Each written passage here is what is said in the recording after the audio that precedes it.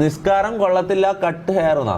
എടാ നിസ്കാരം കൊള്ളത്തില്ല എന്ന് പറഞ്ഞാൽ നിസ്കാരത്തിൽ കാര്യമുണ്ട് മോനെ. നിസ്കരിക്കാൻ തുടങ്ങി കഴിഞ്ഞാൽ ഡിസിപ്ലിൻ വരും. അങ്ങനെ ഒരു സംഭവം. നിസ്കാരം എന്ന് പറഞ്ഞാൽ എക്സ്ട്രീം ഡിസിപ്ലിൻ ഇതാക്കുന്ന കാര്യമാണോ. അത് വിശ്വാസം ഉണ്ടോ ഇല്ലയോ എന്നുള്ളതിൻ്റെ ഒന്നല്ല. നിസ്കരിക്കുമ്പോൾ അത് വേറെ ഇതാണ്, അത് വേറെ സംഭവം.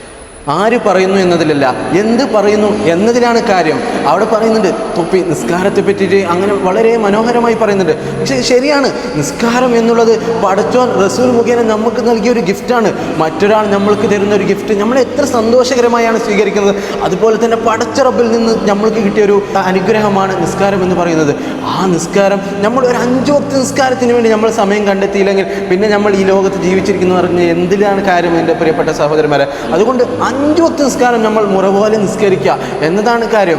അതുപോലെ തന്നെ മറ്റൊരാളെ കുറിച്ച് ഇല്ലായ്മ പറയുമ്പോൾ, അതായത് നമ്മൾ പൊതുവെ നടന്നു പോകും, നമ്മൾ വലിയ സൂപ്പിയല്ലേ അങ്ങനെ ഇങ്ങനെ നല്ല പറഞ്ഞിട്ട് നമ്മൾ വലിയ ആളാകും. പിന്നെ മറ്റൊരാളെ പറ്റി നമ്മൾ കുറ്റം പറയാൻ പോകും. അതായത് അവൻ കഞ്ചാവാണ്, അവൻ ഇത് കള്ളിനും കഞ്ചാവിനും എഡിക്റ്റ് ആയവനാണ്. ഒരാളെ കുറിച്ചും നല്ലതോ ചീത്തയോ, നല്ലത് പറഞ്ഞാൽ കുഴപ്പമില്ല, പക്ഷെ മോശത്തരം മറ്റൊരാൾക്ക് പറഞ്ഞു കൊടുക്കാൻ പാടില്ല എന്നതാണ്.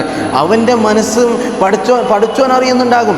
അവനെങ്ങാനും നന്നായാൽ, അല്ലെങ്കിൽ അവൻ ആ സമയത്തിൽ നന്നായവനാണെങ്കിൽ, നമ്മൾ ഒരാളെ കുറിച്ച് അറിയാത്തതല്ലേ പറയുന്നത്, അവൻ്റെ മനസ്സറിയുന്നവൻ പഠിച്ചോനാണ്. അപ്പോൾ അവൻ നല്ലവനാണെങ്കിൽ നമ്മൾ ചെയ്ത എല്ലാ നന്മകളും അവനിലേക്ക് നീങ്ങും. അതുകൊണ്ട് ഒരാളെ കുറിച്ച് നല്ലതും ചീത്തയും പറയാൻ പറ്റില്ല എന്നതാണ്. നബി സല്ലല്ലാഹു അലൈഹി വസല്ലം തങ്ങൾ പറഞ്ഞിട്ടുണ്ട്, നിങ്ങൾ ഫല്ലകുൽ ഖൈറൻ, നിങ്ങൾ ഒരാളെ പറ്റി പറയുകയാണെങ്കിൽ അവനെക്കുറിച്ച് ഖൈർ പറയുക, അല്ലെങ്കിൽ ഉസ്മുത്, നിങ്ങൾ മിണ്ടാതിരിക്കുക എന്നതാണ്.